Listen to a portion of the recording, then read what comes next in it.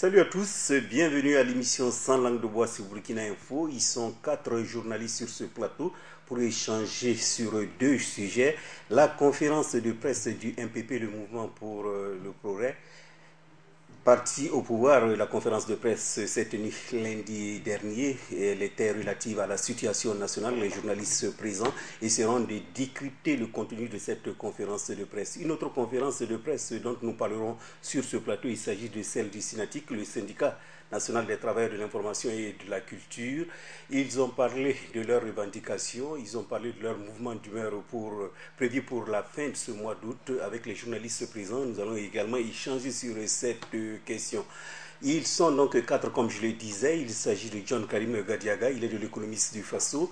Wilfried de Bakouin, il est de la Rupture. Omar Bandaogo de Burkina Info et Alassane Karama de Sidoya. Donc, avant de débuter cette émission, plutôt, nous ferons un tour de table avec une actualité qu'on peut peut-être parler, si on peut dire un fait divers. Alors, disons tout simplement une actualité. Il s'agit de notre Premier ministre qui s'est séparé de son aide de camp. Alors, on le sait très bien qu'il y avait cette affaire de 25 millions qui avait disparu lors du voyage du Premier ministre sur Taïwan. On disait que c'est l'aide de camp qui avait le sac où était cette somme qui a disparu. Donc, lors du Conseil des ministres passé, cette aide de camp a été renvoyée, si on peut le dire comme ça. En tant que journaliste, qu'est-ce que vous pensez de cette décision, Alassane Karama? Cette décision, pour moi, c'est une suite logique parce que un aide de camp, c'est quand même un poste important. Ce n'est pas l'argent en soi qui me pose problème. Mais bon, si l'argent peut disparaître comme ça sans que véritablement on ne sache ce qui s'est passé au mai donc d'un aide de camp, à mon sens, ça pose problème. Ça veut dire quelque part, soit il y a eu de la négligence, en tout cas, qu'il y a un problème de vigilance. Donc, ce qui doit en tout cas découler, c'est peut-être aussi, pourquoi pas, penser à le changer. À mon sens, c'est une suite logique et il fallait bien que cela arrive, pas en termes de punition, mais c'est une conséquence de ce qui est arrivé. Parce que c'est assez grave. Au-delà de l'argent, ça peut être autre chose. Un document important qui allait être disparaître comme ça, être aussi peut-être dans des mains inappropriées, je ne sais pas qu'est-ce qu'on allait dire. Donc, de ce point de vue, il y a lieu effectivement de changer d'aide de camp et bon, amener peut-être une personne qui est beaucoup plus habilitée justement à jouer ce rôle-là. Okay. Omar Bandaogo, on s'est rendu compte que cette information a été divulguée dans la presse, c'est-à-dire la disparition des 25 millions, et c'est tout dernièrement suite à certaines interventions du Premier ministre face à des journalistes qui lui ont posé cette question. Il s'est expliqué sur cette question et on a mis toute la responsabilité sur l'aide de camp. Et après, au Conseil des ministres, on voit l'aide de camp qui est démis de ses fonctions. Et qu'en dites-vous? Ce que moi j'en pense, en fait, je vais un peu prendre dans le même sens que Alassane Karama qui dit que c'est une conséquence, le fait qu'il soit démis de ses fonctions, c'est une conséquence de ce qui s'est passé en Taïwan. Mais moi, ce qui me frustre un peu, c'est que c'est comme si le Premier ministre avait attendu que la question soit que la question soit soulevée par la presse. Ça fait un tohu-bohu ces 2 temps. Après son point de presse du gouvernement, lui seul face à la presse d'ailleurs, avant que l'aide de camp ne soit démis de ses fonctions. Alors, c'est comme si on attendait une critique de l'opinion, que le Premier ministre rejette toute responsabilité, qu'il mette toute la responsabilité sur son aide de camp avant de se séparer de lui. Et la manière de faire, je pense que dès l'arrivée, si on doit tirer les conséquences de la perte de l'argent, on ne voit pas la valeur, on ne parle pas de la valeur, on parle de l'acte. Si on doit tirer les conséquences devaient être tirées dès le retour de Taïwan. C'est ce que moi je pense. On ne devait pas attendre que l'affaire, plusieurs mois, et que l'affaire soit encore soulevée, qu'on jette le pavé dans la mare avant d'arriver à cette conséquence. Okay. Wilfried Bakouin, sur cette question, quelle est votre réaction? Non, moi j'ai plutôt une réaction. C'est vrai que dans le même sens que le confrère, mais j'ai une réaction un peu plus consternante. Pas parce que l'aide de camp a été limogé, non, mais parce que effectivement, comme le dit Cheikh Bandaogo, c'est qu'il a fallu attendre que les gens se fassent l'écho de cette maldonne-là pour que, bon, on puisse prendre des mesures pour sanctionner soit le fautif ou celui par qui la faute est arrivée.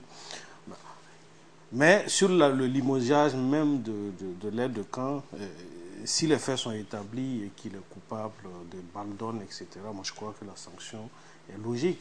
Mais il est difficile aussi de dire qu'il n'y a pas maldonne parce que tout simplement, si c'est, comme le disent les gens, si c'est lui qui attache la mallette au poignet, et puis entre Paris et Taïwan, et Taipei plutôt, la mallette disparaît ou l'argent disparaît de l'intérieur de la mallette, je crois qu'il doit justifier.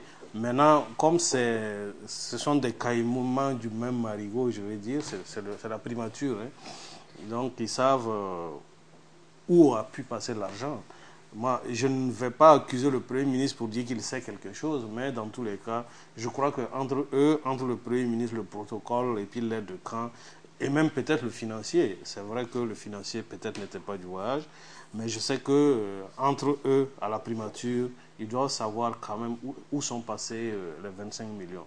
Maintenant, j'ai une réaction, une analyse un peu qui me consterne un peu parce que, bon, 25 millions que l'on transporte de Ouagadougou à Paris, Paris-Taipei, c'est vrai que le Premier ministre avait justifié du fait que, bon, il a besoin d'offrir un cocktail à un tel.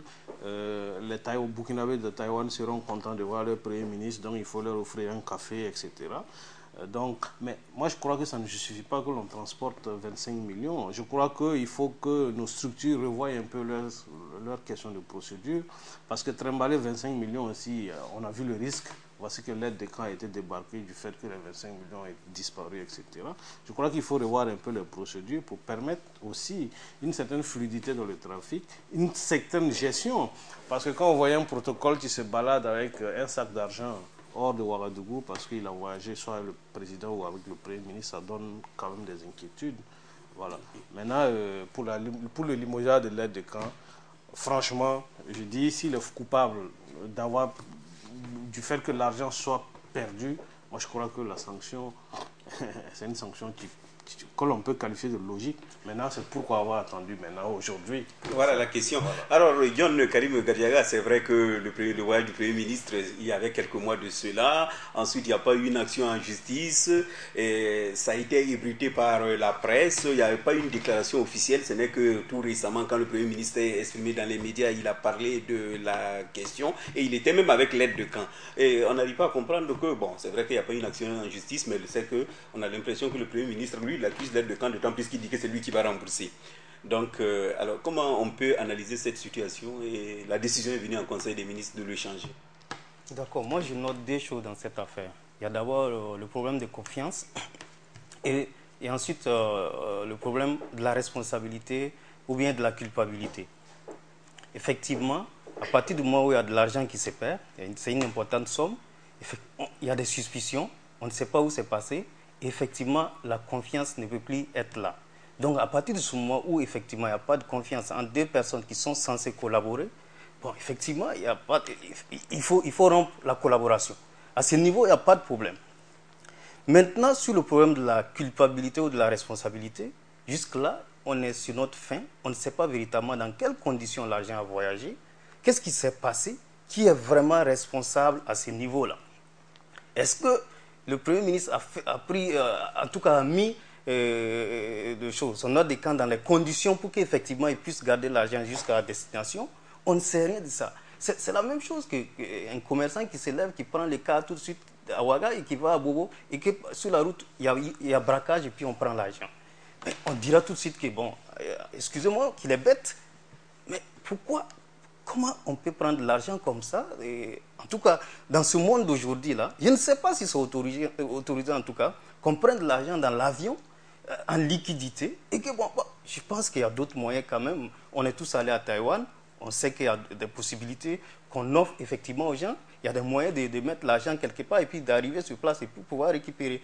Mais un Premier ministre, quand même, il doit pouvoir disposer de ces possibilités-là. Donc, véritablement, je ne sais pas qu'est-ce qui s'est passé. À ce niveau, je reste sur ma faim. En tout cas, corrobore un peu ce qui se dit actuellement sur ce gouvernement-là. Le tâtonnement, hésitation. Effectivement, à tous les domaines, on ressent ce problème-là. Voilà, je pense qu'il y a eu tâtonnement dans la gestion, en tout cas, du transfert de cet argent-là du Burkina jusqu'à Taïwan.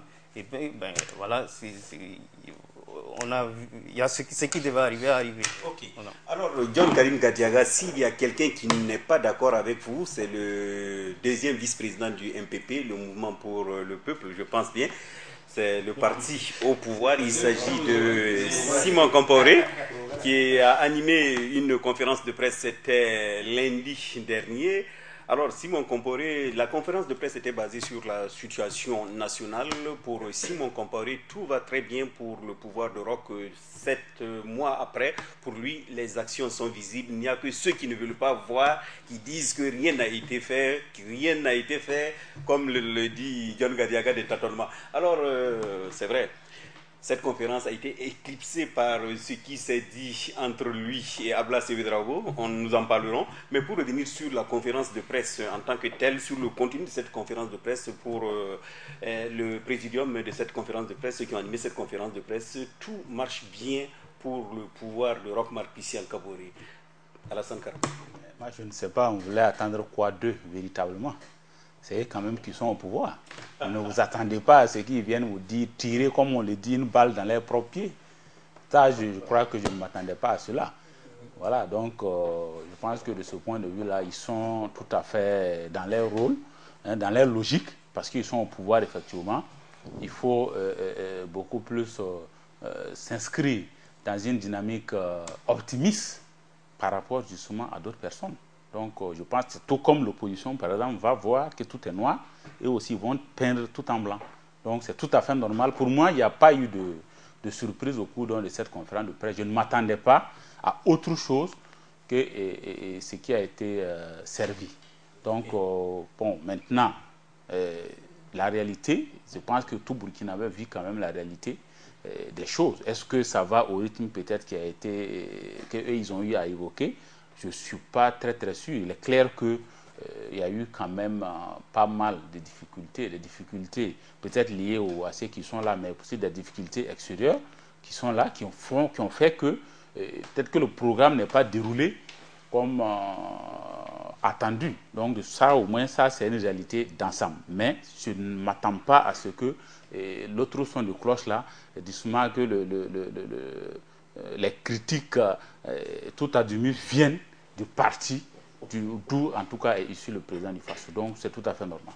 D'accord, alors John, plutôt Omar Bandaogo, c'est vrai que Roch Marc Christian Kaboré et son gouvernement sont en place depuis janvier, donc cela fait 8 mois, mais on a senti que l'opposition de son côté disait tout à fait qu'il y avait quelque chose qui n'allait pas dans le sens des attentes ou des aspirations du peuple, et l'opposition a fait même un mémorandum, ils ont expliqué ce qui n'allait pas avec le pouvoir de Roch Marc Christian Kaboré. Il y a eu certaines sorties de certaines personnalités dans les médias, il y a les citoyens aussi qui parlent sur la situation en disant que c'est difficile. On a entendu certains dire que c'est un pouvoir diesel qui prend du temps pour démarrer, mais finalement pour Simon Komporé, il a balayé du revers de la main toutes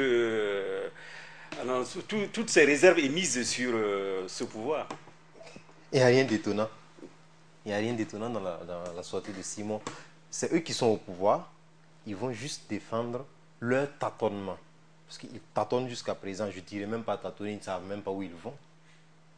Je suis désolé, mais parce qu'ils maîtrisent. Mais il a parlé de la gratuité des soins. La gratuité des soins, mais on est où avec la gratuité des soins? Aux premières heures de la gratuité, il fallait aller dans un CSPS, dans un centre de santé pour voir ce qu'il y a. On dit la gratuité des soins, la gratuité des produits génériques. Tu vas au dépôt pharmaceutique du centre de santé, le produit n'est pas là. Et on dit aux médecins qu'il ne doit pas prescrire une ordonnance pour que le patient sorte avec. Que si le patient sort et qu'il y a un souci, c'est le médecin qui endosse, sans que les produits ne soient là. Donc les médecins aussi avaient pris la décision de laisser même les patients là-bas. Parce que je ne vais pas endosser quelque chose, une responsabilité qui ne vient pas de moi. Ça, c'est un exemple. Donc, c'est pas une le président Roch avait promis du travail aux étudiants. Il dit effectivement il y a plus de 4000 et quelques qui deviendront professeurs bientôt. Est-ce qu'il y a un plan de carrière vraiment tracé pour ces étudiants-là? C'est la question que moi je me pose. Et combien d'étudiants ont été intéressés par le programme? Est-ce qu'ils ont eu le nombre même qu'ils voulaient? C'est ça la question. Donc, ce que moi je veux dire, oui. Et quand Simon Compaoré dit que tout est bon, mais rien n'est bon. 7 mois c'est court d'ailleurs. 7 mois c'est court pour juger une action, mais d'abord c'est un échantillon. Quand on va au laboratoire, il y a un échantillon qu'on amène. Ce n'est pas tout le produit qu'on amène. Mais avoir l'échantillon, ils sont toujours dans le futur. En 7 mois, ils parlent toujours, hein, on va faire, c'est toujours on va faire. Il n'y a rien de on a fait. Je suis désolé, mais ça n'avance pas. Ok.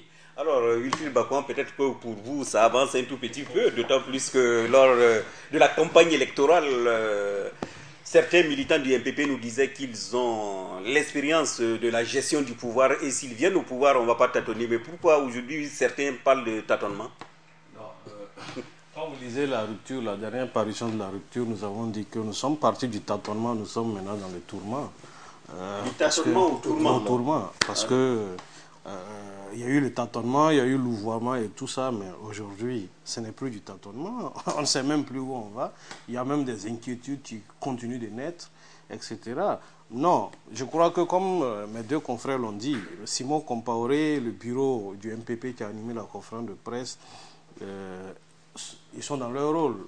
Le rôle, c'est quoi? Je le caricature tout simplement, c'est de cacher le soleil avec la main. Mais malheureusement, quand une personne cache le soleil avec la main, ça n'empêche pas aux autres de voir briller le soleil toujours. Ça veut dire quoi? Je veux juste dire que le MPP peut nier effectivement les douleurs, les difficultés que vivent les Burkinabés, mais ça ne va pas empêcher aux Burkinabés de vivre ces difficultés-là. Donc ces difficultés sont là à poser. Il y a le bilan que l'on tente de faire du pouvoir de Roch, Marc-Christian Kaboré, les 7 mois. Il y a eu les 4200 enseignants qui ont été recrutés, qui seront formés à l'ENS à Koudougou pendant 1 ou 2 mois et puis envoyés dans les salles de classe dès la rentrée qui vient. Déjà que ces recrues sont en train de s'organiser pour mettre en place un syndicat qui va déjà commencer à revendiquer leur plan de carrière parce qu'en tant qu'enseignant et recruté par le même État, ils doivent bénéficier effectivement des mêmes avantages que les autres enseignants qui font le même travail qu'eux. Je crois que c'est de bonne guerre. Il y a les 16 000 agents de santé communautaire que on a recruté ou qu'on est en train de recruter, mais quand vous regardez, je crois qu'ils n'ont même pas le SMIC. Je ne crois pas qu'un État soit heureux de servir un salaire à des employés en deçà du SMIC, parce que déjà c'est un mauvais exemple que l'on donne aux multinationales qui s'installent.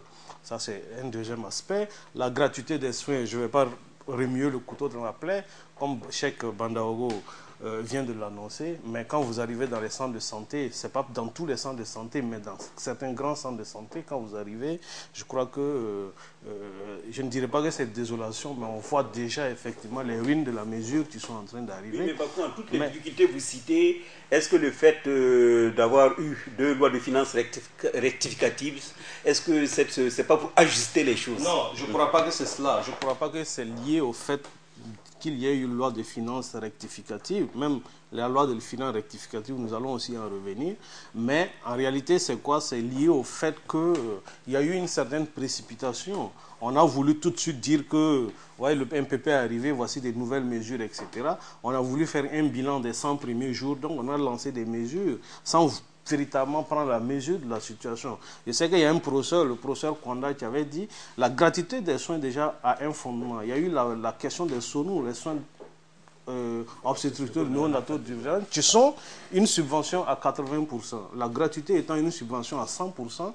Et l'État devait déjà évaluer pour voir qu'est-ce qui est fait dans la question, dans la question des SONU, qu'est-ce qui n'est pas fait, quelles sont les difficultés, est-ce que les médecins maîtrisent la question des SONU déjà, etc., pour pouvoir véritablement lancer la gratuité. On n'a pas dit de ne pas lancer la gratuité, mais en le lançant, il faut s'assurer qu'il y a des mesures que l'on prend, il faut s'assurer qu'il y a des moyens, il faut s'assurer de l'accessibilité des centres de santé, parce qu'il ne faut pas qu'une dame qui prenne son enfant pour prendre de paracétamol au 30, aller prendre de paracétamol à Gunga, aller prendre des paracétamol à Kosodo pour les rassembler, les revendre peut-être aux voisins pour pouvoir s'acheter un bol de riz pour son enfant qui souffre. Non, je crois qu'il y a effectivement la mesure que le gouvernement n'avait pas prise et ça c'est quand le MPP tente de les justifier, quand le MPP tente de nier effectivement cet état de fait, c'est ça plutôt encore qui ajoute de la douleur à la douleur des Burkinabés.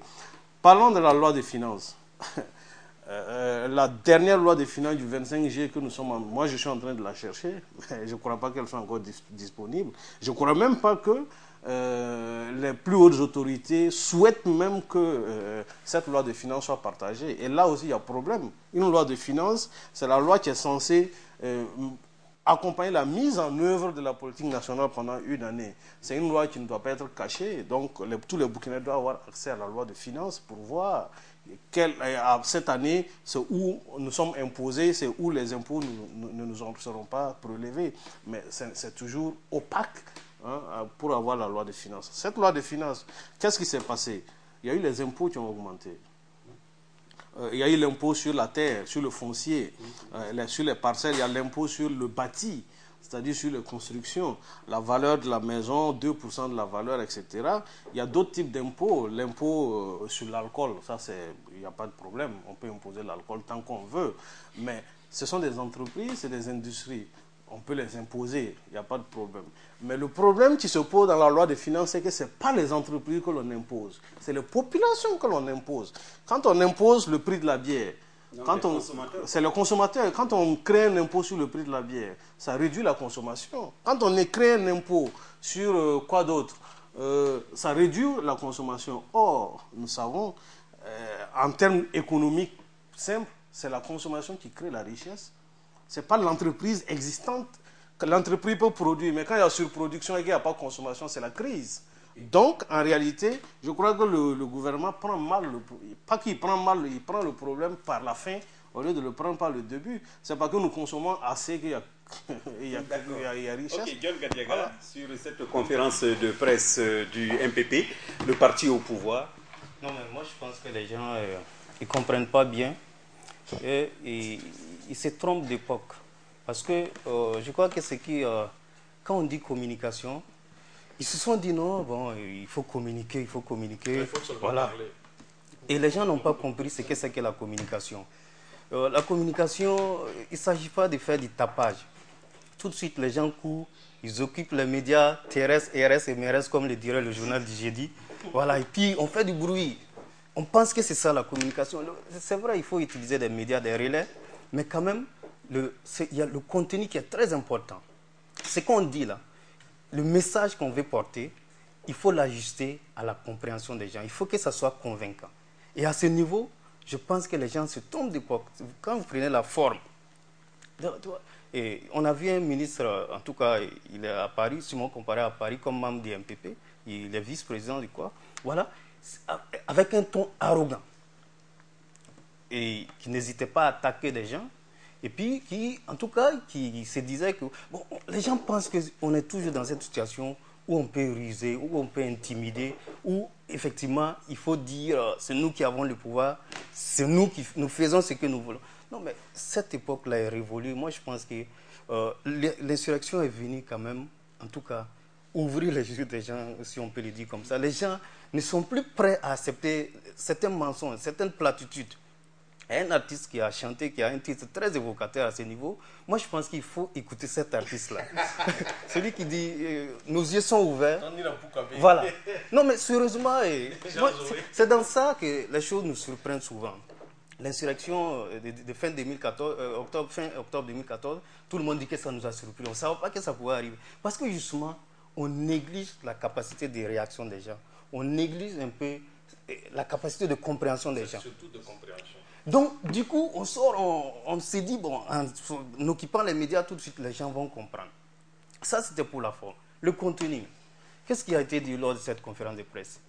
Il s'agit, bon, tout ce qui s'est fait actuellement, effectivement, nous l'approuvons, c'est bien, et nous accordons notre confiance au gouvernement qui conduit cette action. Et je pense que c'est très grave parce que là, le discernement, il n'y a pas suffisamment de discernement. Les gens ne comprennent pas effectivement les attentes des populations. Et ça, c'est très grave. Parce que là, tout le monde se plaint. Les confrères l'ont déjà évoqué, à tous les niveaux. Qu'est-ce qui a été fait? Moi, je pense que c'est des mesurettes, des actions trompe-l'œil. Quand on dit que les jeunes ont besoin d'emploi, il y a un problème d'emploi, on dit, bon, Il y en a, on va les mettre dans des curages de caniveaux, balayage de rue. Les autres, c'est des étudiants, on va créer des emplois temporaires de 2 ans là, ils vont aller enseigner ou un truc. Mais franchement, dans le fond, c'est pas des mesures de fond. Mais est-ce que c'est pas un début? Voilà. Non mais attendez, sérieusement. Parce qu'ils n'ont que 8 mois. Le début là, quand je dis nous avons une chambre qui n'est pas bonne et nous sommes là, nous colmatons des brèches, ça ne va pas nous amener loin. Ça va nous retomber sur la face. Ça dit il faut être courageux et s'attaquer véritablement au problème des gens.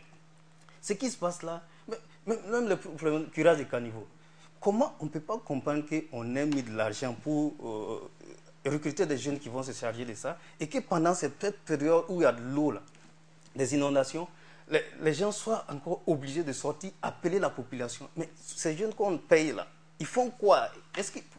Ils sont là pour... Le président Roch-Marc Christian Kaboré en Côte d'Ivoire face aux ressortissants burkinabés vivants a dit, je pense quelque part, si je peux dire ce qu'il a dit, ils ne sont pas des magiciens, ils sont élus pour 5 ans, donc il faut... C'est grave, moi je ne pense pas qu'il devait tenir ce genre de propos. Ah bon? Voilà, bon, quand on n'est pas magicien, bon, il faut quand même aussi se retirer. Voilà. Non, okay. Moi je pense qu'il y a véritablement un problème à tous les niveaux, le problème de l'université. Le système LND est là, on ne sait pas où on va avec. Le problème de l'éducation. Mais ce sont des problèmes structurels, donc il faut prendre du temps, hein, peut-être avec les 5 ans de mandat. Un problème structurel, justement, quand on veut résoudre un problème structurel, on commence par des actions courageuses, des actions révolutionnaires. On ne vient pas faire des actions trompe-l'œil. Mais ce qu'on fait là, c'est juste pour colmater des brèches, enfumer les gens pour que tout de suite on puisse... Non, les gens sont là, ils se disent, bon, nous avons 5 ans ou au maximum 10 ans, il faut gérer le pouvoir et puis après on va filer la patate chaude. D'accord. C'est vrai qu'il y a un autre volet du traitement de cette information à travers Ablasse Ouédraogo, qui n'est autre que le patron du FASO, autrement, un parti qui va rejoindre bientôt l'opposition, mais Simon Komporé disait qu'il ne savait même pas où se trouvait Ablasse, parce que lui, il n'avait plus d'informations peut-être sur Ablasse Ouédraogo, tout en oubliant qu'Ablasse a un député qui soutient l'action gouvernementale parce qu'il est dans un groupe parlementaire qui soutient la majorité. Alors, Alassane Karama, juste une question.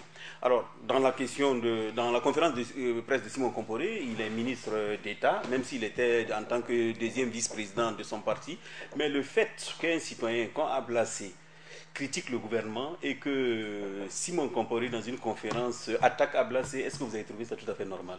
Ou bien c'est tout à fait logique? Ça ne m'a pas dérangé parce que je vois plutôt un jeu purement politique. Parce que Simon n'était pas là-bas en tant que ministre d'État, mais il est là-bas en tant que vice-président, en tout cas de son parti du MPP. Donc on sait que les politiques en la matière, ce n'est pas ici, nous n'avons pas l'exclusivité, même en France, c'est des pics qu'on se lance toujours quand il s'agit justement des sorties médiatiques des uns et des autres. Donc, mais pour certains journalistes, Simon simplement peut-être devait dire, bon, Ablasse c'est un citoyen comme tous les citoyens qui peut critiquer l'action gouvernementale. Le plus important, eux qui sont au pouvoir, ils doivent travailler pour satisfaire les populations. Peut-être qu'ils devaient simplement dire ça. En la matière, on ne peut pas prédire de ce que le politique doit dire. Je pense que les pics en la matière ne peuvent pas manquer. Ça, pour ce que j'essaie de suivre l'actualité, que ce soit ici ou ailleurs, les pics donc ne manquent pas. Maintenant, bon, c'est vrai que ça peut blesser certaines personnes qui peuvent estimer que ça a manqué de courtoisie, mais pour moi, franchement, je mets ça carrément dans le cadre justement donc dans le monde même des hip-hop, il y a une expression pour ça, le clash. Voilà, donc je devrais parler simplement de clash politique que toute autre chose, parce qu'on a vu même après ça, vous avez vu un peu la sortie de Ablasse. Donc c'est juste des pics, pour moi, c'est pas foncièrement méchant, il faut qu'on prenne ça comme ça. Voilà, maintenant, si c'est le Simon ministre qui parle ainsi, là, quand même, je peux interpréter ça autrement. Mais si c'est de politicien à politicien, pour moi, c'est tout à fait normal. C'est leur jeu, on n'a qu'à voir ça comme ça. Mais je ne crois pas que ça soit foncièrement méchant comme certains veulent le faire croire. Ok. Omar Bandaogo, Simon Komporé, c'est vrai, n'a pas été tendre avec Ablasse. Ablasse aussi n'a pas été tendre. Pour certains, Ablasse est un opposant, donc lui, il a tout son temps libre pour attaquer Simon. Donc comme Simon est ministre, il devait quand même éviter ces attaques, surtout que le président qu'il défend est élu pour... c'est le président de tous les Burkinabés, donc toute action menée dans ce sens doit tenir compte des différentes opinions des Burkinabés. Donc tout Burkinabé qui critique le pouvoir en place aussi a ses raisons de le critiquer pour certains. Moi, je pense que, bon, on va pas parler de tendresse puisque ce sont des hommes politiques. En politique, on va reprendre le thème du hip-hop, c'est le clash. On se clash, mais moi, je pense que la logique dans laquelle on n'est pas dans une logique de mal-cause. Simon, parce que Simon a tenu la conférence en tant que deuxième vice-président du MPP. Mais quand il répondait à Al-Blacé, il s'était mieux un membre du gouvernement. Je suis désolé, mais c'est ça. Parce que c'est pas quand il répondait, il était devenu un membre du gouvernement. Parce qu'il a parlé de leur victoire, parce qu'ils sont au pouvoir, contre une défaite mal digérée d'Ablassé Ouedraogo. Je suis désolé, mais ce n'était pas là la réponse. On critique ton action, parce que tu es au gouvernement, on critique votre action. On trouve que vous ne faites pas assez, vous ne faites pas ce que le peuple demande, mais quand même, elle aussi, moi je vais dire... Donc, pour vous, la réponse, c'était par l'action. Merci, il fallait dire, nous, au gouvernement, nous avons fait ça. Si vous avez vraiment quelque chose à montrer, si vous avez vraiment quelque chose à montrer pour dire que nous avons fait ça au gouvernement et nous allons faire ça. Et Ablassé Ouedraogo, c'est un citoyen, c'est un politique qui donne son avis là-dessus. Là, je suis désolé, mais la réponse de Simon Compaoré n'avait pas sa place là. Il ne s'agissait pas de dire à sa place, voilà, j'allais me cacher, digérer ma défaite et corriger mes insuffisances pour revenir. Non, ce n'est pas ce qu'on voulait là. Il fallait, c'était une occasion d'ailleurs pour Simon Compaoré de dire au peuple qu'il prend en compte les critiques de Ablassé Ouedraogo et qu'il va dans la même logique que le peuple burkinabé. Donc là, c'est comme s'il négligeait d'ailleurs disons, c'est comme tout citoyen qui écrivait une lettre. D'accord, ok. Une lettre c'est vrai. Alors, Wilfried Bakwa, c'est pas les citoyens Ablassé. C'est pas les citoyens Ablassé, c'est vrai. Et Ablassé, on a vu Ablassé qui est passé sur plusieurs médias, dont Burkina Info, il est passé sur des radios pour continuer à parler de sa rocosité. Une rocosité dont Simon ne veut pas entendre parler de rocosité. En même temps, moi j'ai envie de poser une question plutôt à Ablassé. Est-ce que si Ablassé était dans le gouvernement, la situation aurait été meilleure? Là, la réponse n'est pas évidente. Voilà pourquoi, en fonction de cette réponse, j'ai envie de dire d'ailleurs que la réponse de 6 mois à Ablassé, c'est bien fait pour Ablassé, parce que déjà, c'est juste un calcul. Il a fait un calcul qui n'est pas tombé juste, la probabilité n'a pas donné 1. Donc, finalement, Ablassé se retourne pour avoir un dossier. Et ce dossier-là, c'est le peuple. Donc, en critiquant l'action du gouvernement, qui est d'ailleurs juste, parce qu'effectivement, on est dans la NAS il y a longtemps, mais c'est à partir de quand Ablassé s'est rendu compte qu'il fallait critiquer l'action de ce gouvernement-là. Voilà pourquoi j'ai dit souvent, par contre, que c'est plutôt bien fait pour Ablassé, parce qu'à trop calculer, à trop vouloir à trop vouloir intriguer, on finit soi-même par se perdre. Mais justement, sur cette question, il a dit qu'il a pris 7 mois pour observer ce qui se passait. Peut-être c'était pour donner quand même une petite période. En même temps, pendant ces 7 mois-là, il a attendu qu'on l'appelle. Je vous assure que moi, je vois plutôt. Je vous assure que surtout la première sortie d'Ablassé, sa première déclaration, je n'ai pas eu l'occasion de me prononcer là-dessus, mais moi j'ai vu là-bas simplement l'expression de quelqu'un qui exprime simplement ses frustrations. Ça, je peux vous assurer. D'abord, quand vous allez prendre la déclaration, toute la première partie, c'est pourquoi d'abord, lui n'a pas fait partie de la délégation de l'opposition qui a été reçue par le président du Faso. Lui, il a déposé des demandes d'audience qui n'ont jamais abouti. Donc, c'est suite à ça, maintenant qu'ils sont... Bon, donc, tout de suite, pour moi, effectivement, il y a un problème de conséquence. Il aurait dû. Est-ce qu'on ne peut pas interpréter ça par le fait que Ablassé, il se dit que ceux qui sont au pouvoir aujourd'hui, il a combattu avec eux pour qu'il y ait cette victoire. Parce que pour certains, quand Blaise est venu au pouvoir, beaucoup disent qu'il ne critiquait pas parce que tout simplement Blaise avait pris son pouvoir à travers un coup d'État, il est venu, il s'est imposé. Alors que beaucoup se disent que c'est eux qui ont fait l'insurrection et ceux qui sont au pouvoir, donc ils sont plus aptes à critiquer ce pouvoir. Pour moi, c'est pas un pouvoir collectif, je suis désolé, parce que c'est pas un pouvoir collectif. C'est vrai que l'opposition a fait un travail d'ensemble à un moment donné. C'était la collégialité parce qu'en ce moment, c'était un ennemi commun. Donc, après ce travail, l'ennemi commun est parti, mais c'est chacun qui se débrouille comme il peut. Et maintenant, chacun était à la conquête du pouvoir.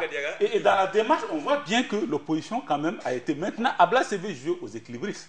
Puisque tu n'étais pas dans l'opposition, tu ne pourrais pas vouloir en même temps faire partie de la délégation de l'opposition. Maintenant qu'aujourd'hui, peut-être les espérances sont en train donc de disparaître, sont en train donc de s'amenuiser, maintenant on devient subitement opposant. Moi, ça me pose un problème. Le chef de file, donc ça me pose un problème. Je pense qu'effectivement, il y a peut-être une frustration qu'Ablas est en train d'exprimer. Il y a peut-être un appel du pied qu'il est en train de faire, en tout cas parce qu'il n'est pas à la soupe, il faut l'inviter, il faut faire du bruit pour qu'on le voit. Mais moi, je ne pense pas que le pouvoir, en tout cas où les MPP devraient s'amuser avec ses propos, parce qu'il y a sa frustration peut-être, mais il y a le contenu. Voilà. Ce qu'il dit dans le fond est l'observation que tout le monde fait actuellement. Il n'a pas, tout ce qu'il a dit là, ça se vérifie sur le terrain. À ce niveau, le pouvoir devrait faire attention et ne pas tomber dans le jeu d'Ablassé parce que c'est le pouvoir qui pourrait perdre. Ablassé est déjà dans sa frustration, il n'a rien à perdre. Mais ce pouvoir-là devrait plutôt comprendre qu'il y a péril à la demeure et travailler à relever les défis, en tout cas toutes les préoccupations qui ont été soulevées par Ablassé. Quand il dit qu'il y a une morosité économique, mais effectivement, la rocosité, comme il est dit, effectivement, ça se vérifie. Mais le pouvoir devrait réagir en donnant des réponses à ces préoccupations-là, au lieu de tomber dans le jeu d'Ablassé. Parce que c'est de ça qu'il est question. Faut pas, le problème, il est là.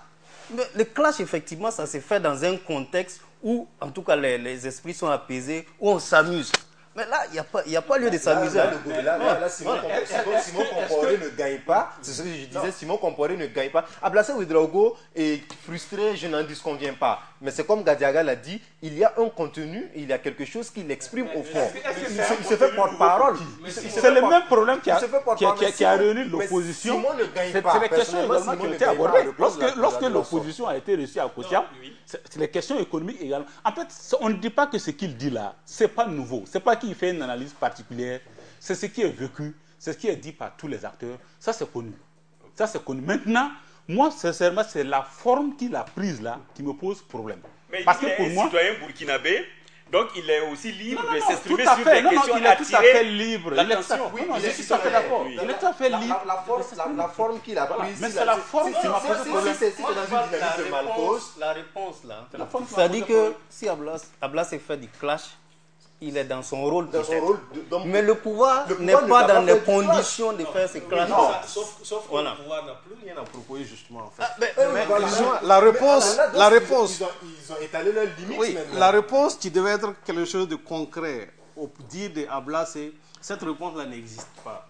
Donc il faut aller sur le même registre. C'est bien ce que je disais. Il fallait dire nous avons fait ça, nous allons faire ça. C'est la réponse qu'on attendait. Ok, voilà, il nous reste quelques minutes, donc nous allons passer au second sujet de cette émission, plutôt le dernier sujet de cette émission. Il s'agit de cette conférence de presse animée par le Syndicat national des travailleurs de l'information et de la culture. Ils ont décidé de mener des actions pour que les plateformes revendicatives soient prises en compte par leur ministère de tutelle, donc le ministère de la communication. Et dans cette plateforme revendicative, il y a beaucoup, quand même, il y a au moins 8 points. Et dans ces points, on verra les conditions même de vie et de travail des travailleurs de l'information et de la culture, donc ceux des médias publics. Alors, Alassane Karama, c'est vrai, vous êtes citoyen, donc vous êtes un journaliste concerné par tout ce qui est dit. Le plus important, c'est de savoir, selon eux, que sous la transition, il y avait des décisions qui avaient été prises. Et on avait donné 12 mois pour que ces décisions puissent rentrer peut-être en vigueur. Et c'est à partir du 4 septembre prochain. Dommage que pour eux, les autorités en place n'en parlent pas. Et il y avait cette décision, cette loi qui devait faire passer les médias publics qui sont des EPE vers des sociétés d'État. Mais pour eux, les autorités actuelles n'en parlent pas. Alors en tant que travailleur, vous, de citoyen et puis des médias publics, quelle a été votre réaction quand vous avez suivi cette conférence de presse? Non, bon, peut-être bien avant même, il y avait une première conférence de presse pour annoncer justement des mouvements. Je crois que c'est une conférence de presse de confirmation. Bon, un syndicat, c'est normal qu'il puisse travailler pour l'amélioration des conditions de vie et de travail, sans quoi je pense qu'il vaut mieux ne pas exister. Donc, c'est clair que dans les médias publics également, il y a quand même beaucoup à faire. pour améliorer ces conditions-là. Ils ont également parlé effectivement de la loi qui a été adoptée. Mais bon, sur la loi, comme je ne maîtrise pas bien le contour de la loi, sinon j'ai entendu dire aussi que quelqu'un, bon, en tout cas que c'est un ou, c'est-à-dire que société d'État ou établissement public. Bon, je ne sais pas vraiment qu'est-ce qui est dit en termes précis. Sinon, bon, c'est tout à fait normal parce que bon, les sociétés d'État, ça va offrir plus de flexibilité. Parce qu'au-delà même du gain, peut-être du point de vue salarial, il y a même le fonctionnement de ces médias-là qui n'est pas aussi simple que ça. Parce que c'est vraiment le carcan même de l'administration actuellement qui fait que ce n'est pas évident pour une histoire peut-être donc d'une petite dépense à faire. Il faut vraiment toute une procédure. Et même aujourd'hui, ces médias ne peuvent pas participer à tout ce qu'il y a comme appel d'offres et autres, alors que c'est des médias, c'est du public, c'est vrai, mais c'est des médias qui sont également astreints à la rentabilité. C'est ce qu'on appelle le taux d'autofinancement. Oui. Donc, il y a lieu effectivement de travailler à améliorer le mode même de gestion pour tirer un peu vers le privé pour aider justement ces médias-là à mieux fonctionner. Et aussi, si ça peut aussi, dans ce cadre, profiter et augmenter, pourquoi pas, les conditions salariales des agents, je pense que cela ne peut que constituer véritablement une source de motivation supplémentaire. Donc, c'est tout à fait normal que le syndicat, effectivement, pose le problème. Si le syndicat estime qu'il n'est pas écouté, bon, le moyen d'action qu'il a, je pense que ce sont les sittings, ce sont les grèves, ce sont donc des moyens républicains qu'ils ont. Donc ils ont dit à la fin du mois, ils auront un sitting suivi d'une grève, je pense, de 24 heures. Alors, Omar Bandago, le vrai problème qui se pose, on a l'impression que c'est un serpent de mer. Finalement, tout le monde voit la solution pour les médias publics, mais malheureusement, dans les actes qu'on pose, on ne va pas dans ce sens. C'est-à-dire qu'il y a des lois qui avaient été prises, une loi qui avait été prise sous la transition, malheureusement elle n'est pas appliquée, bon, plutôt les décrets d'application posent problème d'après les gens. Qu'est-ce qui veut expliquer cette situation? On a l'impression quand on est hors du pouvoir qu'on critique la gestion des médias publics, mais une fois qu'on arrive à gérer le pouvoir, on se dit bon la situation est bonne, on s'en accommode. J'espère que c'est pas bon, une phrase qui vise quelqu'un. Moi, c'est que, bon... moi, je parle du pouvoir en place. Non. Oui, il y a le ministre de la Communication, lui, il était dans un média privé. C'est l'exemple type. C'est l'exemple type, oui, c'est vrai. Mais... très rapidement, parce que oui, je ne vais pas peut-être justifier l'action de quelqu'un, mais quand on est à l'extérieur, c'est très facile de critiquer. Quand on est à l'intérieur, c'est comme je dis, souvent, un ministre, c'est un élément de tout un système. Voilà, il peut peut-être vouloir prendre une décision, bon, une mesure en faveur de son département, mais il y a tout un président derrière, il y a tout un gouvernement derrière, il y a des conséquences financières qui viennent ensuite. Et donc, je pense que ça peut peut-être justifier la lenteur dans la satisfaction de la plateforme revendicative.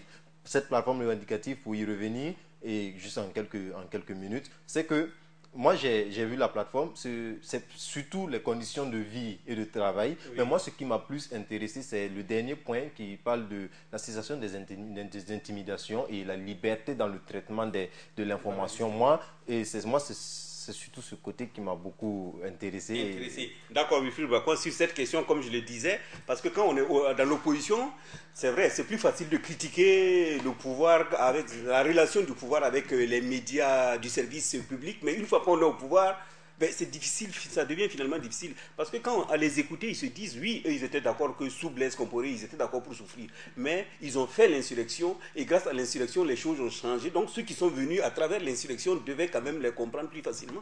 Non, je ne crois pas que ce soit ça. Moi, je crois plutôt que c'est lié peut-être, hein, ça, c'est peut-être une excuse que je trouve, c'est lié peut-être au poids des différents départements ministériels.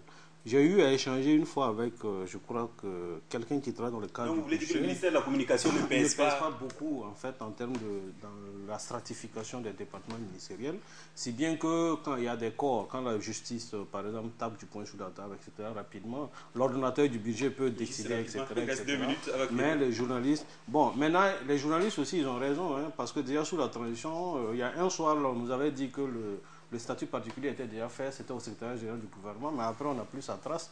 En réalité, c'est comme si on cache quelque chose au syndicat et que, bon, le problème des journalistes ne veut pas être un problème pris au sérieux, alors que c'est le quatrième pouvoir. Je crois que le jour qu'il y aura écran noir, on comprendra que leur voix aussi pèse.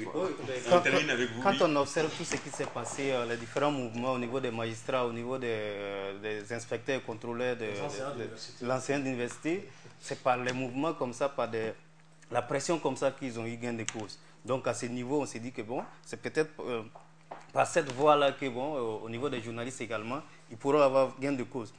Mais dans le fond, effectivement, ils ont raison. Les journalistes aujourd'hui, on demande aux journalistes des médias publics d'être plus performants, d'être en tout cas de hausser le niveau. Mais quand on demande à quelqu'un de travailler, d'être plus fort, il faut effectivement le mettre dans des conditions. Non, mais actuellement, le journaliste, c'était un mendiant larmoyant. Sans offenser quelqu'un.